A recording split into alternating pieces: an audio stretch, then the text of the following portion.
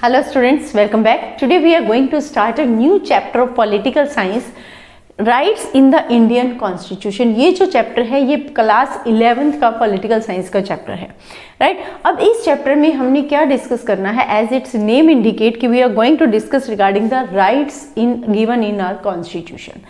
पूरे चैप्टर में जो समरी फॉर्म में अगर हम देखें तो पूरे चैप्टर में हमें डिस्कस करना है कि हमारा कॉन्स्टिट्यूशन कौन कौन से फंडामेंटल राइट्स जो हैं वो प्रोवाइड करवाता है और किस तरीके से कॉन्स्टिट्यूशन जो है इन फंडामेंटल राइट्स के लिए एज अ प्रोटेक्टर काम करता है, यानी किस तरीके से इन फंडामेंटल राइट्स को हमारा कॉन्स्टिट्यूशन जो है वो प्रोटेक्ट करता है। साथ ही साथ हम डिस्कस करेंगे what's the difference between the fundamental rights and the directive principles, right? So let us start our chapter. First says very starting, what is constitution? अब constitution बोलते हैं it is a written documents, right? लेकिन constitution is not only about the composition of various organs of the government and the relation among them. सिर्फ हम ये कहें कि constitution सिर्फ different organs और गवर्नमेंट के ऑर्गन्स के बीच में आपस में जो रिलेशनशिप है उसको दिखाता है। It's not the exact definition. Constitution में नो डाउट वेरियस जो ऑर्गन्स ऑफ गवर्नमेंट है उनकी फंक्शनिंग के बारे में बताया गया है, वो किस तरीके से आपस में इंटर रिलेटेड है, कैसे चेक एंड बैलेंस होता है एक दूसरे का, बट स्टिल इसमें और क्या है, constitution is a document that set limits on the power of the government. इसके साथ साथ कॉन्स्टिट्यूशन एक ऐसा डॉक्यूमेंट है जो कोई भी रूलिंग पार्टी आती है तो वो अपनी पावर का मिसयूज ना करे, इसलिए उनकी पावर्स को कहीं ना कहीं कंट्रोल करने का काम भी कौन करता है, हमारा कॉन्स्टिट्यूशन, राइट। अब कॉन्स्टिट्यूशन ने इंडिविजुअल्स के लिए कुछ फंडामेंटल राइट्स भी दिए हैं जो क्या है, जिसको कोई भी गवर्नमेंट जो है उन राइट्स को डिनाई नहीं कर सकती है, उन राइट्स को वायलेट नहीं कर सकती है। अब ये जो फंडामेंटल राइट्स है ये कहाँ दिए गए हैं कॉन्स्टिट्यूशन में? These fundamental rights are mentioned in the part 3 article 2 to 35, यानी आर्टिकल 2 से लेकर आर्टिकल 12 से लेकर आर्टिकल 35 के बीच में हमारे फंडामेंटल राइट्स जो है वो मेंशन किए गए। It's your 1 mark very important question of the constitution. अब फिर बात आती है कि वाई राइट्स आर इंपॉर्टेंट। अब हमने ये तो बात कर ली कि हमारा कॉन्स्टिट्यूशन हमें फंडामेंटल राइट्स देता है, लेकिन अगर राइट नहीं देगा तो क्या होगा? अगर कॉन्स्टिट्यूशन में कोई फंडामेंटल राइट नहीं होगा then what will happen, right. तो इसको समझने के लिए हम जनरली पहले 2 स्टोरीज की बात करते हैं। स्टोरीज से इस चीज को समझते हैं कि फंडामेंटल राइट हमारे लिए क्यों जरूरी है। अब इन 1982 सबसे पहले हम बात करेंगे स्टोरी ऑफ एशियन गेम्स की। जब एशियन गेम्स थी 1982 में, तो उस समय में एशियन गेम्स की, आपको मालूम है जब भी कहीं एशियन गेम्स होता है तो उसकी तैयारी काफ़ी समय पहले शुरू हो जाती है, वो होस्ट कंट्री काफ़ी समय पहले उसकी तैयारी करना शुरू कर देती है। तो ऐसे में ही 1982 में during construction work for Asian games क्योंकि थी तो इसलिए कंस्ट्रक्शन का काम चल रहा था। अब कंस्ट्रक्शन किस किस चीज़ की हो रही थी? फ्लाईओवर्स की, स्टेडियम की, राइट। तो उस समय में जो वर्कर्स थे वहाँ पर काम करने वाले, जिनसे वो काम करवाया जाता था, उन वर्कर्स की कंडीशन जो थी वो प्रॉपर नहीं थी। उन्हें कम वेजेस दिए जाते थे, जितनी लिमिट, क्योंकि हमारी गवर्नमेंट जो है एक लिमिट सेट करती है कि अगर आपको किसी से काम करवाना है तो पर डे इतने वेजेस उसको देने मस्ट है। लेकिन यहाँ कंस्ट्रक्शन वर्क में क्या हो रहा था, उनको जितने डेली वेजेस देने चाहिए उससे काफ़ी कम जो थे वेजेस दिए जा रहे थे, और साथ ही साथ उनकी जो कंडीशंस थी रहने सहने की वो भी सही नहीं थी। तो ऐसे में a team of social scientist studied poor working condition of the workers. तो एक सोशल साइंटिस्ट की टीम आई, उन्होंने देखा कि किस तरीके से वर्कर्स की जो कंडीशंस हैं वो वेरी पुअर है, उनको प्रॉपर किसी तरह की भी कोई वेजेस वगैरह नहीं दिए जा रहे, रहने सहने का उनका तरीका ठीक नहीं है। तो ऐसे में उन्होंने क्या किया, एंड पिटिशन्ड द सुप्रीम कोर्ट। वो कहाँ चले गए? कोर्ट में। उन्होंने कोर्ट में पिटिशन दायर की कि इन वर्कर्स को प्रॉपर जो वेजेस मिलने चाहिए, इनकी जो कंडीशंस है वो नॉर्मल सही तरीके से होनी चाहिए। अब जब उन्होंने ये कहा सुप्रीम कोर्ट में अपनी पिटिशंस की फेवर में कि किस लिए वो इस बात के साथ है, वो क्यों वर्कर्स के लिए लड़ रहे हैं, उन्होंने बोला they argued that less than the minimum wages is considered at the violation of fundamental right. क्योंकि उन्होंने ये आर्ग्यूमेंट दिया कोर्ट में कि अगर जितना मिनिमम वेजेस डिसाइड होता है गवर्नमेंट की तरफ से, अगर उससे कम वेजेस वर्कर को दिए जाती हैं तो एक तरीके से क्या है, हमारे फंडामेंटल राइट को वायलेट किया गया है। That is a violation of our fundamental right. अब सुप्रीम कोर्ट ने भी क्या किया, सुप्रीम कोर्ट ने भी इनकी बात को सुना, उन्हें भी जायज लगा, तो उसके बाद फिर इसके अगेंस्ट एक्शन लिया गया। राइट अब फिर एक स्टोरी तो आ जाती है एशियन गेम्स की वर्कर्स की कंडीशन की। दूसरी स्टोरी हमारी आती है एक और स्टोरी है, that is of Michelle Long की, जो कि असम से बिलोंग करता था। अब ये क्या था, 23 इयर्स का था। इस पर ये बोला गया कि इसने जो है लोग काफ़ी सारी जो है मेंटली अनएबल था, इसको जेल भेज दिया गया, इसको अरेस्ट किया गया एट द एज ऑफ 23। जब ये 23 इयर्स का था तभी इसको अरेस्ट कर लिया गया। लेकिन जब इसे ट्रायल पर भेजा गया, तो क्योंकि किसी को भी अरेस्ट करते हैं तो उसको ट्रायल पर भेजा जाता है, लेकिन जब इसको ट्रायल पर भेजना था तो ये पाया गया कि ये व्यक्ति मेंटली अनस्टेबल है। मेंटली उस समय इसकी जो पोजीशन थी, जो स्थिति थी, वो सही नहीं थी।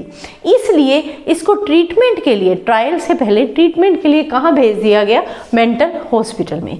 अब जब मेंटल हॉस्पिटल में इसका इलाज हो गया, उसके बाद डॉक्टर्स वगैरह सब बार बार ये बोल रहे थे कि अब इसको जो है ट्रायल के लिए लेकर जाया जा सकता है, इज नॉर्मल, बट किसी ने इसकी तरफ ध्यान नहीं दिया। राइट और इसी वजह से क्या हुआ, lag trial and was under judicial custody. अब काफ़ी साल तक इस बात पर ध्यान नहीं दिया गया।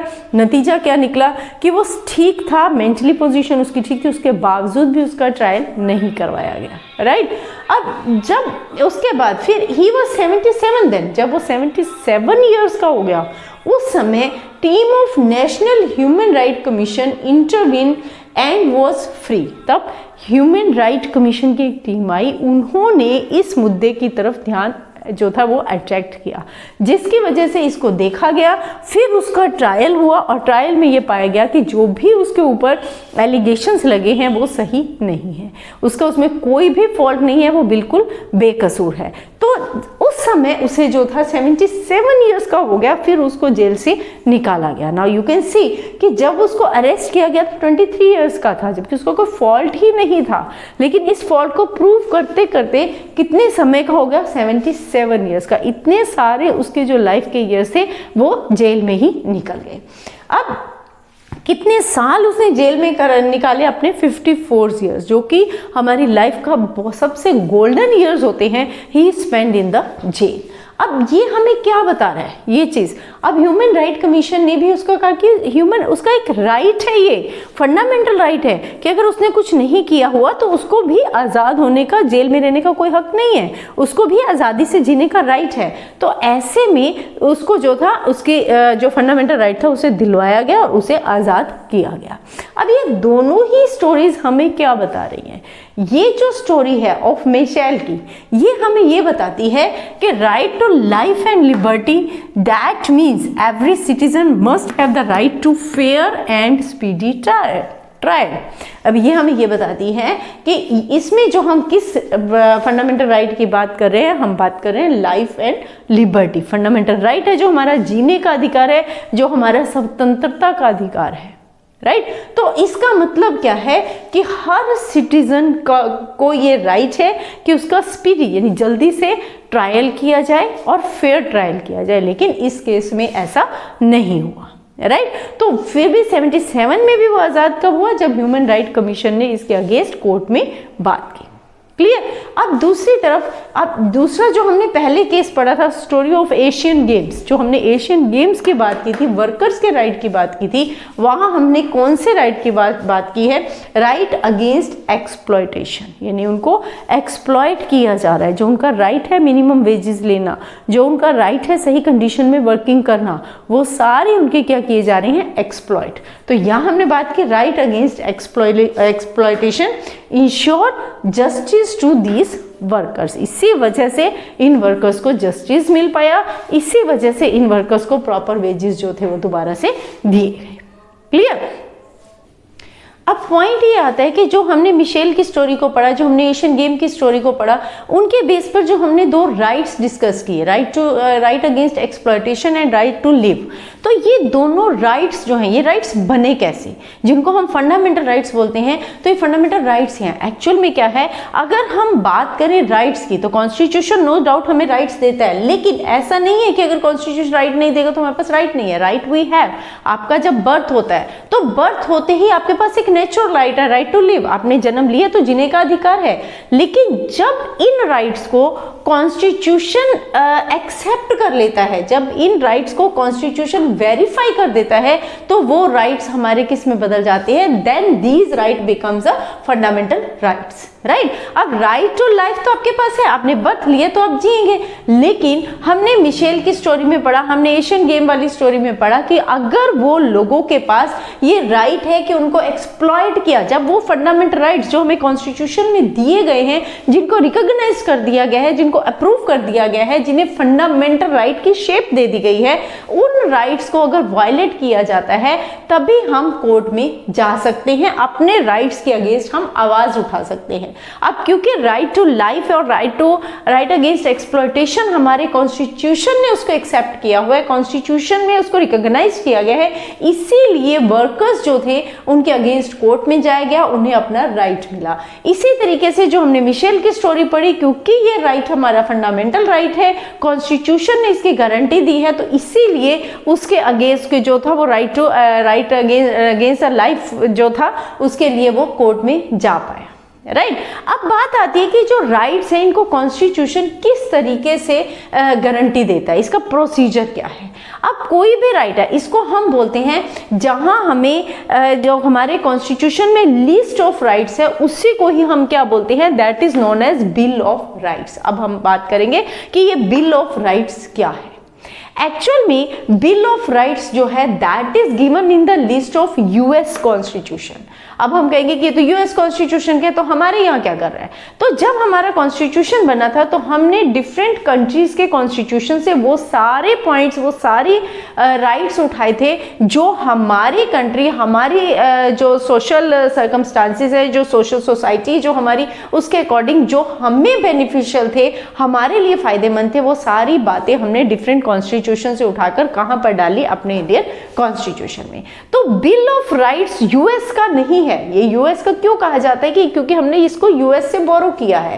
अब यूएस में क्या था, यूएस सबसे पहली ऐसी कंट्री थी जहां डेमोक्रेसी हुई थी।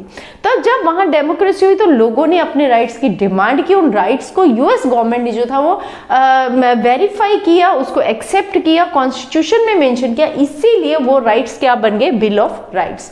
तो उसी को पूरे वर्ल्ड में बाद में जितनी भी डेमोक्रेटिक कंट्रीज आई, उन्होंने बिल ऑफ राइट को यूएस कॉन्स्टिट्यूशन से लिया, इसीलिए उन फंडामेंटल राइट्स को क्या नाम दिया गया, बिल ऑफ राइट्स।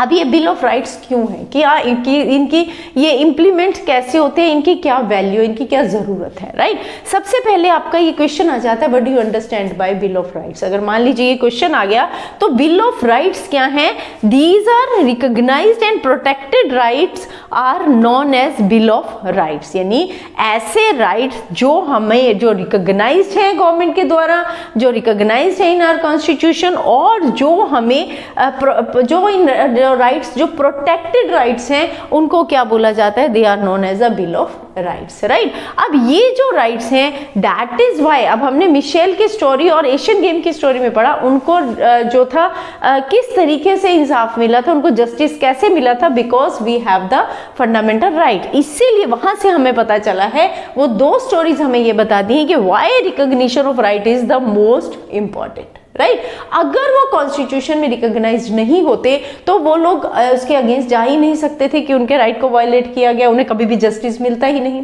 राइट। तो इसीलिए दैट इज व्हाई जो राइट्स हैं they are very important, bill of rights जो है दैट इज इंपॉर्टेंट। तभी हम कहते हैं कि फंडामेंटल राइट जो है, recognition of right is the most important, right. अब डेमोक्रेसी मस्ट इंश्योर, इसके साथ साथ डेमोक्रेसी में और क्या किया जाता है, must ensure that individuals have certain rights and the government will always recognise these rights. कि अभी हमने बात की कि गवर्नमेंट को उन राइट्स को रिकॉग्नाइज करना होता है, अगर वो गवर्नमेंट के द्वारा रिकॉग्नाइज होते हैं तभी जो इंडिविजुअल्स हैं वो अपने राइट के वायलेट होने पर कोर्ट में जा सकते हैं और अपने राइट की वायलेशन जो है उसको रीस्टोर करवा सकते हैं, राइट, अपने राइट्स को रीस्टोर करवा सकते हैं। These recognised and protected right are known as bill of rights, as earlier we have discussed, this is your 1 mark question. अब बिल ऑफ राइट क्या, बिल, इसके अलावा बिल ऑफ राइट्स जो है इसका और क्या काम है, प्रोहिबिट्स गवर्नमेंट, अगर कोई भी राइट हमारा कॉन्स्टिट्यूशन में रिकॉग्नाइज है तो वो गवर्नमेंट को भी प्रोहिबिट करता है, रोकता है from acting against the right of individual, कि वो किसी भी इंडिविजुअल के राइट के अगेंस्ट नहीं जा सकते। एंड इंश्योर्स अ रेमेडी, कि इन केस अगर उनके राइट को वायलेट किया जाता है तो उन्हें रेमेडी दी जाती है, उनको जो है दोबारा से रीस्टोरेशन किया जाता है उनके राइट्स का, in case there is a violation of these rights. Clear, तो ये क्या था, that is bill of rights. अब ये जो बिल ऑफ राइट्स है मोस्टली कौन वायलेट करता है, बिल ऑफ राइट्स जो हमारे फंडामेंटल राइट्स हैं मोस्टली किन के द्वारा वायलेट किए जाते हैं, ज्यादातर अगर हम बात करें कि कॉन्स्टिट्यूशन, हमने बात की कि कॉन्स्टिट्यूशन इन राइट्स को प्रोटेक्ट करता है, तो किन लोगों से प्रोटेक्ट करता है, यानी कि ऐसे कौन लोग हैं, कौन है जो हमारे इन राइट्स को वायलेट कर सकते हैं। तो इनमें एक तो बात आ जाती है another person of the organisation. एक तो हमने बात की कि गवर्नमेंट है, अगर उनके ऊपर कहीं ना कहीं कंट्रोल नहीं होगा, कॉन्स्टिट्यूशन में रिकॉग्निशन नहीं होगी, तो जब गवर्नमेंट, कोई भी व्यक्ति पावर में आएगा, that person can misuse their power, और अपनी पावर का मिसयूज करके वो राइट्स को वायलेट कर सकता है। लेकिन क्योंकि these are mention in constitution, ये हमारी प्रोटेक्शन है, इसलिए क्या है, इनको वो गवर्नमेंट भी जो है वो वायलेट नहीं कर सकती। इसके अलावा कोई भी ऑर्गेनाइजेशन का पर्सन है वो इनको वायलेट कर सकता है। सपोज मान लीजिए आप किसी इंस्टीट्यूशन में काम कर रहे हो, आपको जो वेजेस मिलने चाहिए दैट आर ऑलरेडी जो है गवर्नमेंट के द्वारा डिसाइड किए गए कि मिनिमम इतने वेजेस आपको मिलेंगे और वो आपको नहीं दे रहे, राइट, या हम कहते हैं कि सेफ्टी कंडीशंस आपको प्रोवाइड नहीं कर रहे किसी भी तरीके से, तो ऐसे में क्या है, वो आपको, वो क्या है, that person is violating your fundamental right, तो आप उसके अगेंस्ट कोर्ट में जा सकते हैं। क्लियर, तो एक तो ये हमारा कॉन्स्टिट्यूशन हमें प्रोटेक्ट करता है, another person of the organisation, और इसके साथ साथ हमने अभी बात की फ्रॉम द गवर्नमेंट था कि गवर्नमेंट भी हमारे इन फंडामेंटल राइट्स को वायलेट ना कर पाए, तो उसकी प्रोटेक्शन कौन देता है, हमारा कॉन्स्टिट्यूशन, जो ये फंडामेंटल राइट्स है which are recognised by the constitution, right. तो अदरवाइज हम क्या कहेंगे कि राइट्स तो सभी को है, कोई व्यक्ति को बर्थ हुआ, एवरीवन हैव द राइट, सांस लेने का अधिकार सभी को है, पानी पीने का राइट सभी को है, खाना खाने का राइट सभी को है, राइट, तो जीने का अधिकार सभी को है। लेकिन जब ये राइट्स कॉन्स्टिट्यूशन के द्वारा प्रोटेक्ट किए जाते हैं, कॉन्स्टिट्यूशन के द्वारा रिकॉग्नाइज किए जाते हैं, गवर्नमेंट उन्हें एक स्पेशल रिकॉग्निशन दे देती है, तो हम इन राइट्स को क्या कहते हैं, then they become our fundamental rights. Clear, so this is about the bill of rights. यहाँ ये भी आपका 1 मार्क क्वेश्चन आ सकता है कि बिल ऑफ राइट को हमने कहाँ से बोरो किया है, तो we have taken it from the US constitution. Clear, this is about all this topic. In next video we will continue the topic, but one thing I want to say, if you are getting understanding regarding the concepts, so don't forget to like, share and subscribe. Thank you.